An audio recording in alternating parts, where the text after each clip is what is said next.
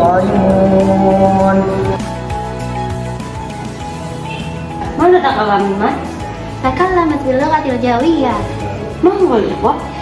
العقد وتحويل التصريف كثلاث المنزل من باب الأول إلى باب الخامس. آسف. هذه عاقبتها لذلك، فتكلمي بلغة عربية. أجل سأفعل ذلك. So in this wonderful event, I'm Rizka Daishila Arnashma, who is given a chance to deliver the speech entitled The Urgence to Looking for Knowledge. As we know before, seeking knowledge was an important incumbent for human. Oh, hi Naila. Hi, Priscilla. What are you doing? I was looking for English book, Which book do you want? a green one. Oh, the green one. I think I've seen that before. Wait. Isn't it this one? Yes. Thank you. You're welcome. Alhamdulillah, nahmaduhu wa nasta'inuhu wa nastaghfiruh wa na'udzu billahi min syururi anfusina.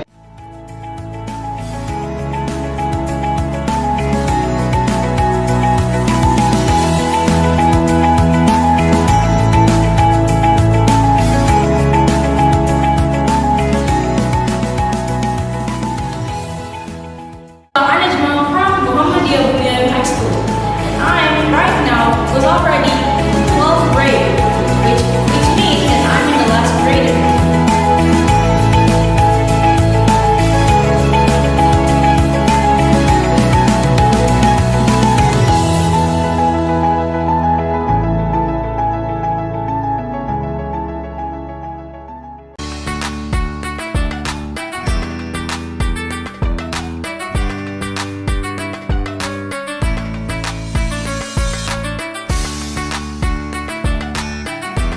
Assalamualaikum warahmatullahi wabarakatuh. Kurang semangat nih. Semoga yang jawab salam diberikan kesehatan oleh Allah Subhanahu wa taala. Semoga yang jawab salam rezekinya lancar. Yang jawab salam anaknya soleh dan solehah. Utang-utangnya lunas. Giliran utang-utangnya lunas, amin. Dan semoga hidupnya dimudahkan oleh Allah Subhanahu wa taala. Saya ulang, assalamualaikum warahmatullahi wabarakatuh.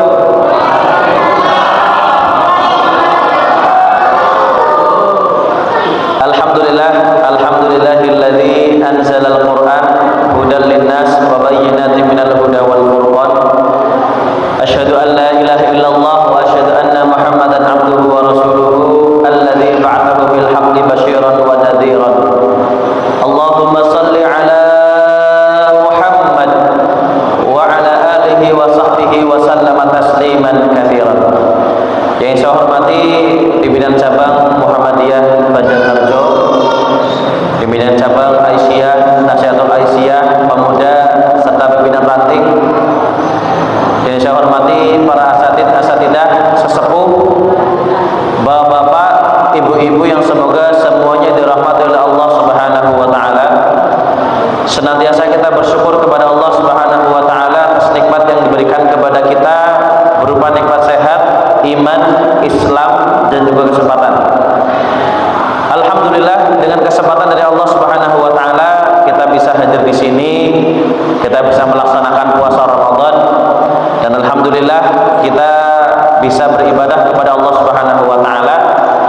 Karena orang yang beriman kepada Allah harus bersyukur di semua keadaan. Orang yang beriman kepada Allah harus bersyukur di semua ketentuan yang telah ditetapkan oleh Allah Subhanahu wa taala. Ketika kita sehat, kita bersyukur kepada Allah. Ketika kita sakit, bersyukur apa tidak, Pak? Bersyukurnya kenapa? Bersyukurnya kenapa ketika sakit? Iya, karena dosanya diampuni. Jadi ketika bahagia bersyukur, sedih juga bersyukur. Karena bukan kebahagiaan yang membuat kita bersyukur, tapi bersyukurlah maka pasti akan bahagia. Bapak-bapak juga sama. Yang istrinya cantik bersyukur, yang belum cantik jangan gerundel. Yang istrinya nurut Yang istrinya nurut bersyukur, yang rewel juga ujian lagi katanya. Yang istrinya rewel juga bersyukur, ya.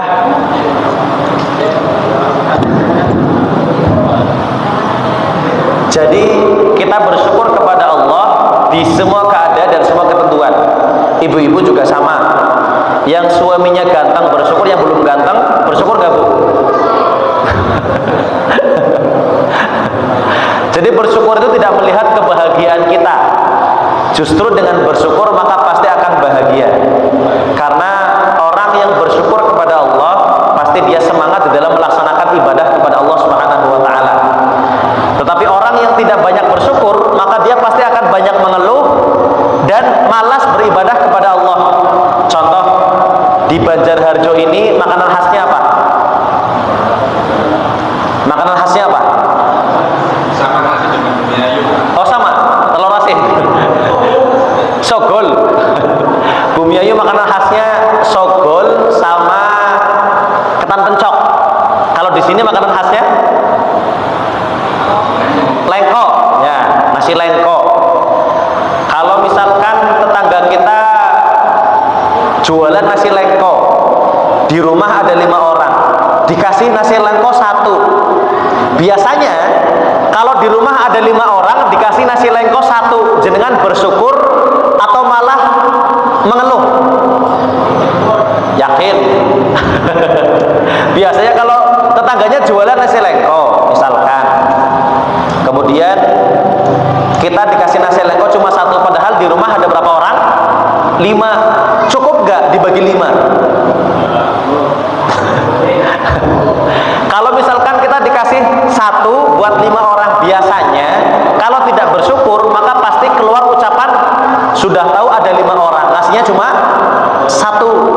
Nah, akhirnya yang seharusnya kita bersyukur malah mengeluh, malah gerundel karena kita tidak bersyukur. Tapi kalau bersyukur maka pasti kita berterima kasih kepada orang yang ngasih nasi lengko. Begitu juga kepada Allah Subhanahu wa taala. Makanya di salah satu tafsir surat An-Nas, alladzi yuwaswisu fi sudurin nas. Alladzi yuwaswisu fi sudurin nas adalah setan yang memberikan was-was atau bisikan di dalam dada manusia. Yang mengajak kepada kejelekan setan atau iblis. Yang mengajak kepada kejelekan setan atau iblis. Yang mengajak kepada kejelekan setan atau iblis? Setan. Iblis tugasnya ngapain? Iblis tugasnya apa bedanya iblis sama setan? Apa bedanya iblis sama setan? Kuntilanak itu iblis sama setan? Kalau suster ngesot setan, sundel bolong iblis. Kenapa beda? Kuntilanak setan, sundel bolong iblis. Kenapa beda? Gundurwo iblis apa setan? Pernah lihat kuntilanak apa gundurwo enggak? Belum. Nah, itu iblis apa setan? Nah, bedanya iblis sama setan, iblis itu makhluk, setan itu sifat. Jadi iblis itu adalah makhluk yang menggoda dulu Nabi Adam untuk makan buah apa? Iya, makan buah khuldi. Berarti yang salah iblis apa Nabi Adam? Dua-duanya. Yang salah siapa? Iblis apa Nabi Adam? Kenapa Nabi Adam bisa sampai makan buah khuldi? Karena digoda oleh iblis. Ketika makan buah khuldi maka Nabi Adam akan kekal di dalam surga. Jadi ini yang jarang sekali diketahui oleh kita semuanya. Kenapa sampai Nabi Adam makan buah khuldi? Dulu Nabi Adam pernah dikatakan fatalaqa Adam min rabbih kalimatin fataba alaihi. Allah bertanya kepada Nabi Adam, "Wahai Adam, di surga itu semua makanan ada." Oke, makasih Pak. Semua makanan ada, buah-buahan ada. Terus cappuccino cincau di surga ada nggak? Mixu ada nggak? Yakin? Seblak ada nggak di surga? Ada. Ceker setan? Ada. Semuanya ada, tapi kenapa Nabi Adam sampai makan buah khuldi? Dan ini yang jarang sekali kita ketahui. Yang sampai akhirnya Allah kasihan kepada Nabi Adam. Nabi Adam berkata, wa izzatika ya Rabbi ma adunnu anna ahadan yukhalifu bika kadiban. Dengan segala keagunganmu ya Allah, dengan segala kekuasaanmu ya Allah, dengan segala seluruh kemampuanmu ya Allah, saya tidak pernah menyangka ada makhluk ciptaanmu, makhluk ciptaan Allah Subhanahu wa taala berdusta atas nama Allah Subhanahu wa taala. Siapa yang berdusta di sini? Iblis. Karena iblis tidak pernah merasa takut dengan dosa, akhirnya iblis bersumpah atas nama Allah. Dan Nabi Adam karena saking husnudzonnya, saking percayanya, sampai percaya dengan iblis karena tidak pernah menyangka ada makhluk ciptaan Allah berdusta atas nama Allah Subhanahu wa taala. Oke. Terima kasih. Jadi, kenapa Nabi Adam sampai makan buah khuldi? Bukan karena Nabi Adam pengen makan, tapi karena Nabi Adam husnudzon sama siapa? Husnudzon sama iblis. Memang orang baik itu suka ditipu. Yang suka ditipu orang baik apa orang jahat? Orang baik. Orang baik itu sukanya husnudzon. Berarti kalau orang suka suudzon, orang baik apa orang jahat? Nabi Adam itu sukanya husnudzon, berprasangka baik. Berarti orang baik itu yang sukanya husnudzon apa suudzon? Husnudzon. Nah, kita lebih sering husnudzon apa suudzon? Kita lebih sering husnudzon apa suudzon? Coba ibu-ibu, sering husnudzon apa suudzon sama suaminya, Bu? Gimana, Bu? Sukanya husnudzon apa suudzon? Apa belum ada nikah? Oke, belum ada nikah ya. Bapak-bapak sukanya husnudzon apa suudzon? Sama tetangga misalkan sukanya husnudzon apa suudzon? Orang baik itu lebih sering ditipu daripada orang jahat. Makanya Nabi Adam ditipu oleh iblis karena iblis bersumpah atas nama Allah Subhanahu wa taala agar Nabi Adam makan buah khuldi. Ketika Allah mendengar jawabannya Nabi Adam, Allah merasa kasihan, akhirnya Allah memberikan solusi supaya Nabi Adam tetap pada konsekuensinya, dikeluarkan dari surga tapi kembali ke dalam surga. Bagaimana cara kembali ke dalam surga? Ada yang tahu caranya? Caranya adalah fataba alaih. Bertobat kepada siapa? Bertobat kepada Allah Subhanahu wa taala. Karena apa? Karena Nabi Adam ternyata husnudzon kepada iblis, tidak pernah menyangka iblis berdusta atas nama Allah Subhanahu wa taala. Jadi iblis itu makhluk, setan itu sifat. Sifat yang mengajak kepada kejelekan itu setan. Makanya manusia yang suka maksiat, manusia yang kaya, manusia yang gak pernah sholat, manusia yang kaya, manusia yang gak pernah ngaji, manusia yang kaya, suami yang tidak sayang istri, suami yang kaya. Jadi setan itu mengajak kepada kejelekan. Ketika kita berada dalam kejelekan, maka kita dalam pengaruhnya setan. Karena manusia fitrahnya baik. Manusia itu fitrahnya baik dari pertama dia lahir. Ketika seorang ibu melahirkan anak, minumnya ASI. Apa itu ASI? Air susu ibu, jangan air susu umi, nanti jadinya aneh. Jadinya aneh. Air susu ibu, bukan air susu umi, ya. Nah, ketika anak minum ASI dalam umur 6 bulan sampai 6 bulan, kemudian belajar jalan di umur berapa? Belajar jalan kaki umur berapa? 1 tahun. Ketika mereka jatuh, lanjut jalan atau berhenti jalan? Lanjut jalan. Tapi kalau bapak-bapak atau ibu-ibu belajar naik motor, jatuh 3 kali, lanjut belajar atau berhenti belajar? Kapok atau mungkin trauma. Tapi kalau anak kecil, ada gak kapok-kapoknya? Gak ada, karena fitrahnya masih baik. Cuman ketika kita sudah dewasa, kita terkontaminasi oleh godaan setan. Akhirnya ada rasa trauma, akhirnya ada kita pengen berbuat kejelekan, berbuat maksiat, karena kita dari awal fitrahnya baik, cuman ketika kita beranjak dewasa, banyak sekali setan menggoda kepada manusia supaya kepada kejelekan. Itu setan. Manusia itu ada yang seperti setan karena sifatnya jelek. Setan juga menggoda jin. Ada pada jin, karena jin ada yang muslim, ada yang kafir.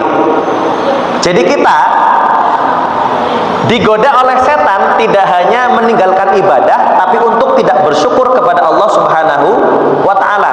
Karena ketika kita tidak bersyukur, maka pasti kita akan banyak bermaksiat kepada Allah dan banyak mengeluh kepada Allah Subhanahu wa ta'ala. Jadi mudah-mudahan kita di sini menjadi hamba yang bersyukur, menjadi hamba yang selalu beribadah kepada Allah Subhanahu wa ta'ala. Puasa kita diterima oleh Allah Subhanahu wa ta'ala, dan seluruh ibadah kita diridhoi oleh Allah Subhanahu wa ta'ala. Jadi kami datang ke sini dari MBS Bumi Ayu Muhammadiyah Boarding School. Saya selaku direktur di MBS Bumi Ayu, nama saya Usman Arif Fatka. Jadi sudah dikenalkan, asli saya Sirampok, Manggis. Cuman qadarullah saya ada tugas di MBS Bumi Ayu dan nginep di MBS. Istri baru satu. Baru satu dan cukup satu ya.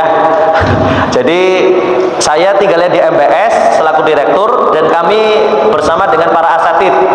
Yang paling tengah itu yang menggunakan baju hitam, Ustadz Aziz selaku kepala sekolah di SMA. Dan yang sebelahnya ada Ustadz Wildan Khairun Naza, itu selaku pembina atau musyrif di kamar. Kemudian Ustadz Naza lagi, Ustadz apa? Wildan Khairun Sidana. Salah apa? Yang sampingnya ada Ustadz Is Abdurrahman selaku sekretaris direktur. Jadi kita hadir di sini untuk silaturahim kepada jenengan semuanya, supaya kita saling mengenal dan memberikan gambaran. Di MBS atau di Bumi Ayu ada pondok. Dari sini ke Bumi Ayu tadi sekitar berapa jam ya? 1,5, kalau nggak salah 1,5. Kalau ngebut mungkin 1 jam, cuman jalannya kan sempit ya. Jadi sekitar 1,5 jam. Dan qadarullah di sini ada dulu wali santri di MBS, Bapak sinten nggih? Iya. Ini dulu wali santri di MBS Bumi Ayu. Sekarang anaknya sudah kuliah. Dan alhamdulillah MBS kalau dulu hanya satu program, tahfidz Al-Qur'an. Kalau sekarang insya Allah ada 2 program, tahfidz Al-Qur'an dan bahasa Arab serta bahasa Inggris. Jadi ketika anak jenengan masuk ke MBS, langsung kita arahkan untuk tahfidz atau program bahasa Arab dan bahasa Inggris. Kalau program tahfidz, maka targetnya 6 tahun hafal 30 juz. Kalau programnya bahasa Arab dan bahasa Inggris, maka targetnya mereka lancar berbicara bahasa Arab dan bahasa Inggris, dan kita target dinilai TOEFL. Apalagi sekarang beasiswa ada syarat TOEFL-nya bisa di 450, seperti itu. Jadi kita hadir di sini memberikan gambaran dan mungkin nanti sedikit curhat atau kajian-kajian nasihat terkait di bulan Ramadan, seperti itu. Dan alhamdulillah untuk eskul insya Allah lengkap. Asrama juga AC. Asramanya AC, ada laundry juga karena kita kegiatannya padat. Mereka anak-anak santri itu susah untuk mencuci baju. Jadi kita sediakan laundry yang 3 jam bisa langsung kering. Seperti itu. Tapi laundrynya mohon maaf berbayar. Cuman kita menyediakan fasilitas untuk para santri supaya dimudahkan, mereka tinggal fokus untuk belajar, fokus untuk kegiatan. Dan bahkan alhamdulillah santri-santri kita ada yang 2 tahun sudah hafal 30 juz, 3 tahun hafal 30 juz, seperti itu. Sesuai dengan target yang sudah ditetapkan oleh diri mereka sendiri.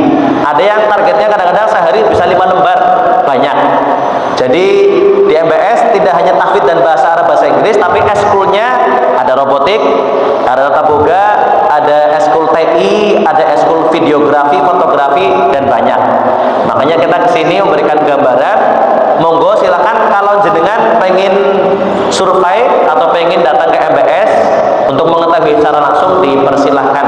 Dan alhamdulillah fokus kita menjadi kaderisasi ulama Qur'ani. Menjadi seorang ulama itu gampang atau susah? Kalau bupati sekarang, mohon maaf nggih, jangan bupati lah, yang beda diwingi soalnya. Lurah, lurah misalkan, lurah sekarang meninggal, mohon maaf nggih, besok bisa nggak diganti? Bisa. Camat sekarang meninggal, besok bisa nggak diganti? Bisa. Tapi kalau ulama sekarang meninggal, bisa nggak diganti? Nggak bisa, susah, karena butuh waktu. Makanya disebutkan bahwasanya laulal ulama lakanan nasu kal bahaim, dan mautul ulama itu adalah musibatun la tujbah. Kematian para ulama adalah kematian yang sangat menyedihkan karena susah untuk digantikan oleh orang lain. Kenapa? Karena ulama itu yang bisa menentukan suatu hukum. Misalkan contoh hukum yang ringan saja, suami istri, ini hukum ringan, nanti belum hukum yang keguguran atau hukum waris atau hukum yang berkaitan dengan keluarga. Ketika suami istri atau sholat misalkan, pernah ada orang sholat sunnah ba'diyah duhur, kemudian setelah sholat sunnah kita datang, kemudian menepuk pundaknya, lalu dia berkata, dia tangannya kayak gini. Kenapa dia tangannya kayak gini? Karena lagi sholat sunnah. Akhirnya kita tepuk lagi, tangannya seperti ini lagi. Kita tepuk yang ketiga kali, akhirnya dia bilang, sunnah mas, tepak tepuk terus. karena apa? Karena dia tidak tahu. Padahal orang yang sholat sunnah boleh mengimami orang yang sedang sholat wajib. Jadi kalau kita sholat sunnah ba'diyah duhur, orang mau ikut kita jamaah maka boleh. Jadi imamnya sholat sunnah, makmumnya sholat duhur. Atau imamnya sholat sunnah ba'diyah maghrib, kita boleh nggak ikut sholat maghrib? Boleh. Jadi imam yang sedang sholat sunnah, maka dia mendapatkan pahala karena dia sedang memberikan pahala sholat jamaah. Seperti itu. Itu masalah yang ringan. Atau yang lain, kita sedang musafir di pom bensin misalkan. Biasanya kan jaraknya sedikit nggih, atau musolanya kecil. Di pojok sana, di pojok bagian sana masih ada tempat untuk sholat, tapi yang penuh di tengah. Boleh nggak jenengan lewat depan melewati orang yang sholat untuk ke pojok belakang? Boleh apa tidak? Jenengan melewati orang yang sholat supaya jenengan sampai ke belakang, boleh apa tidak? Boleh apa enggak? Di sini lagi sholat, misalkan saya boleh berdiri nggak? Ya soalnya boyoknya larang. Berdiri nggih? Ini bisa dipakai? Ya, amit nggih. Nah, ketika kita masuk ke masjid, misalkan di pojok masih ada ruang, masih ada tempat, tapi sedang melaksanakan sholat maghrib, mau berjalan ke sana harus melewati orang yang sholat, atau dari sini melewati orang yang sholat, boleh apa tidak? Boleh.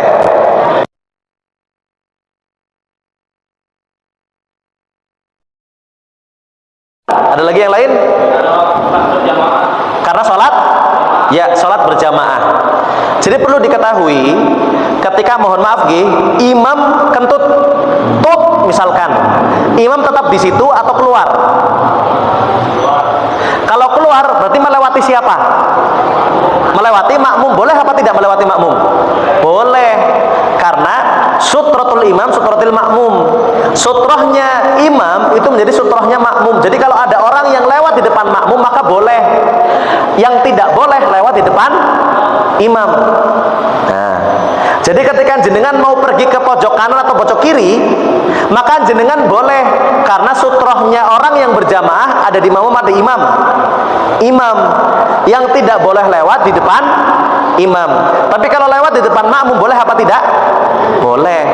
Ya. ini masalah ringan, tapi karena jarang, akhirnya kadang-kadang orang nunggu sholat nanti, karena masih rame. Saya nggak enak mau lewat depan orang yang sholat. Padahal boleh apa tidak? Boleh. Ketika kita tidak tahu, maka kadang-kadang kita kentut itu ditahan, karena nggak enak mau lewat orang yang sholat.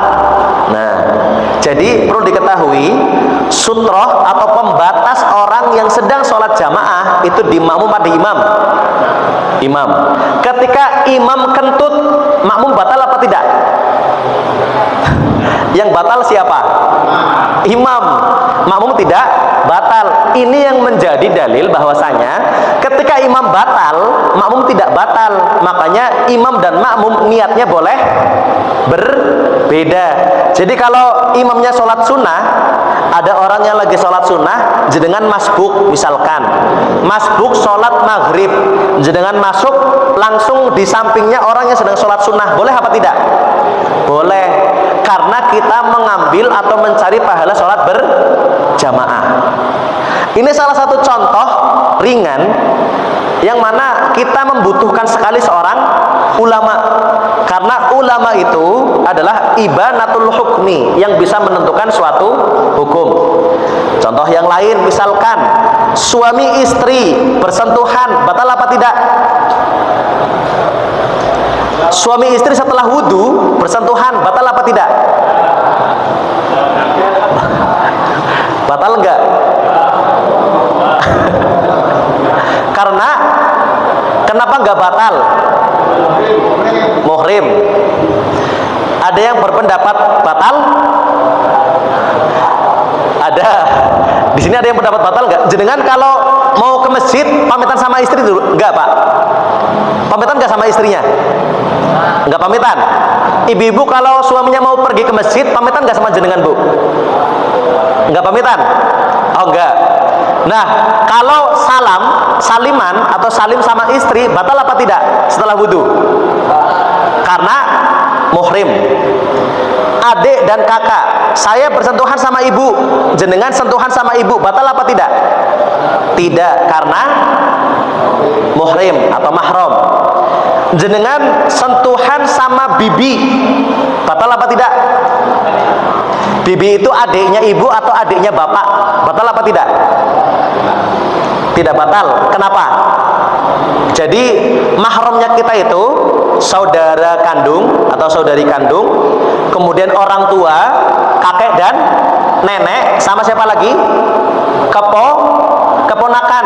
Jenengan sentuhan dengan keponakan yang sudah umur 19 tahun, perempuan, anaknya kakak, batal apa tidak? Tidak batal, karena keponakan. Begitu juga jenengan sentuhan dengan bibi, karena jenengan keponakannya bibi, maka batal apa tidak? Tidak batal, karena mahram. Tapi kalau jenengan sentuhan dengan sepupu, anaknya paman, batal apa tidak? Batal, karena bukan mahram. Boleh nggak nikahin sepupu? Boleh. Nikah sama sepupu boleh apa tidak? Boleh. Cuman kalau di Jawa nikah sama sepupu kayak nggak laku, karena nikah sama keluarga. Tapi sentuhan dengan sepupu batal apa tidak? Batal. Nah, suami istri sentuhan batal apa tidak? Suami istri itu mahram bukan? Suami istri itu bukan mahram. Sampai kapanpun bukan mahram. Kenapa dekat? Karena jalur pernikahan. Setelah kalau ada suami istri cerai, boleh nggak sekamar bareng lagi? Nggak boleh. Duduk bareng lagi boleh nggak? Duduk bareng lagi boleh nggak? Chattingan? Chattingan boleh nggak chattingan? Makanya suami istri itu bukan mahram. Makanya istri itu statusnya adalah ajnabi, orang asing. Karena dia orang asing, makanya boleh menikah dengan jenengan. Tapi kalau statusnya mahram, boleh nggak untuk menikah? Tidak boleh, ya. Jadi pendapatnya Imam Asy-Syafi'i, atau biasanya ini diambil oleh saudara-saudara kita di NU, biasanya kalau sentuhan suami istri batal, karena suami istri bukan mahram. Tapi kalau menurut tarjih, suami istri bersentuhan tidak batal. Kenapa? Karena Nabi qabbala ba'da nisaihi tsumma kharaja ila sholati wa lam yatawaddo. Nabi beberapa kali mencium istrinya sebelum berangkat ke masjid dan sholat tanpa berwudu lagi. Berarti wudunya batal apa tidak? Tidak batal. Nah, jenengan kalau mau sholat mencium istrinya dulu enggak? Enggak. Padahal kalau mencium istri pahala apa tidak, Pak? Pahala. Yang penting bukan istrinya orang. Ya. Kalau mencium istrinya pahala apa tidak? Pahala. Bahkan Nabi sebelum berangkat ke masjid mencium istrinya dulu. Nah, nanti jenengan pulang gak nih ke rumah? Atau pulangnya Isya? Atau besok subuh? Berarti jenengan praktek. Sebelum ke masjid ngapain dulu? Mencium istri, ya, karena mencium istri berpahala apa tidak? Berpahala. Batal apa tidak wudunya? Tidak batal karena sudah menikah. Tapi tidak bisa menjadi dia mahram. Karena suami istri ketika dia mahram tidak boleh untuk menikah. Jadi yang boleh menikah itu selain mahram. Kalau sesama mahram maka tidak boleh menikah. Boleh nggak anak nikah seseorang nikah sama adik kandungnya? Boleh apa tidak? Nggak boleh. Nikah sama ibunya boleh nggak? Nggak boleh. Nikah sama bibinya, adiknya ibu, boleh apa tidak? Tidak boleh. Tapi kalau nikah sama sepupu boleh apa tidak? Boleh. Makanya suami istri bukan mahram, tapi dia ketika bersentuhan tidak batal. Tapi kalau mengambil pendapat Imam Syafi'i, batal karena suami istri bukan mahram. Nah, kalau menurut tarjih maka tidak batal. Jadi ketika kita mau keluar masjid, Nabi sudah mengajarkan kepada kita supaya ketika keluar masjid harus pamitan dulu sama istri, salaman dulu sama istri, istrinya tahu suaminya mau ke masjid, salaman, kemudian menyayang istri. Karena apa? Karena cinta harus dibangun. Ketika tidak dibangun maka cintanya akan membosankan. Mohon maaf nggih. Cinta itu bisa bosan nggak? Bapak bisa nggak bosan sama istrinya? Bisa, Pak. Bisa bosan sama istri? Supaya nggak bosan ngapain, Pak? Jadi nggak boleh kayak gitu, Pak. Supaya nggak bosan nyari yang lain katanya. Nggak boleh, supaya nggak bosan nyari yang lain. Supaya nggak bosan ngapain? Ngapain? Membangun apa? Membangun rasa cinta. Bangun rasa cinta itu gimana? Supaya nggak bosan ajak jalan-jalan. Bosan nggak? Nggak. Ajak makan di luar. Bosan apa tidak? Tidak. Tapi kalau kita cuma di rumah, pulang kerja ke rumah, main HP, ngobrol sama istri, udah. Pulang kerja, main HP, ngobrol sama istri, udah. Tidak ada kegiatan atau sesuatu yang membangun cinta kepada istri, maka mohon maaf Gi, itu akan membosankan. Dan ketika kita pulang ke rumah, suami pulang ke rumah nggak pernah bercanda, kaku, kemudian nggak pernah ngeledekin istrinya, atau pernah gak Pak jenengan gombalin istri jenengan? Gombalinya gimana Pak? Coba sebelah kiri pernah gak jenengan gombalin istri jenengan? Nah, menggombal kepada istri boleh apa tidak? Boleh, malah bagus, berpahala apa tidak? Pahala. Contoh gombal, tolong Bu dikurangin. Kok dikurangin? Biasanya makanya banyak, dikurangin cantiknya. Ya, boleh nggak? Boleh. Istri senang nggak kalau kayak gitu? Senang. Bu, saya buka mau beli jus. Jenengan jus apa Bu? Saya jus jambu. Kalau Bapak, saya nggak suka jus jambu. Lah sukanya jus apa? Jus wanna say I love you. Nah, contoh doang. Tadi yang itu tuh udah praktek. Dengan seperti itu, cintanya bosan apa tidak? Tidak, karena sama-sama saling membangun. Tapi kalau kita kehidupannya datar, kemudian sama istri nggak pernah bercanda, nggak pernah romantis. Padahal Rasul dulu sama istri-istrinya romantis tidak? Romantis. Kadang-kadang kalau kita manggilnya ibu atau umi, kadang-kadang Rasul manggil sayang. Nah, jenengan, mohon maaf, yang mungkin sudah umur 40-50, pernah nggak manggil istrinya sayang? Sering. Sering. Oh, berarti ini hebat nih. Sering romantis sama istri. Makanya kita perlu membangun cinta atau rumah tangga yang baik terhadap istri dan suami. Istri juga sama. Istri perlu membangun cinta dengan suaminya. Kalau suami pulang ke rumah dari datang kerja telat 1 jam, biasanya diomelin apa disambut dengan teh? Diomelin, jangan diomelin. Itu yang akhirnya membuat suami, saya takut pulang ke rumah. Karena kalau pulang ke rumah diapain? Iya, diomelin. Ada yang kayak gitu? Ya rahasia ya, gak usah disebutin. Tapi ketika pulang ke rumah, istri yang menjemput dengan ramah, ini Pak, diminum dulu tehnya, dimakan dulu gorengannya. Akhirnya gorengan gak dimakan, awas gak dimakan, besok gak dimasakin gorengan lagi. Akhirnya suami ketika mau pulang ke rumah takut apa senang? Takut, karena takut omelah. Saya pulang ke rumah pasti ini omelah lagi seperti itu. Makanya suami istri harus membangun cinta. Dan Nabi sudah mencontohkan sedikit kegiatan ketika kita mau pergi keluar. Jenengan mau kerja pamit dengan istri, jenengan mau pergi ke masjid pamit dengan istri, salaman, berpahala apa tidak? Pahala. Makanya kita harus membangun cinta yang banyak dengan istri. Bagaimana caranya? Dengan memberikan rasa sayang, keromantisan, atau jenengan bisa dengan bercanda dengan istrinya, seperti itu. Atau istri juga sama, bercanda dengan suaminya, mijitin suaminya, itu bentuk rasa cinta. Akhirnya nanti rumah tangga tidak ada rasa bosan. Bapak-bapak kalau pulang ke rumah dari jauh misalkan, punya anak masih kecil, anaknya umur 1 tahun, lebih kangen sama istri atau sama anak? Bapak-bapak kalau pergi jauh 3 hari nggak pulang-pulang, kemudian di hari ketiga jenengan pulang, lebih kangen istri apa sama anak? Jujur.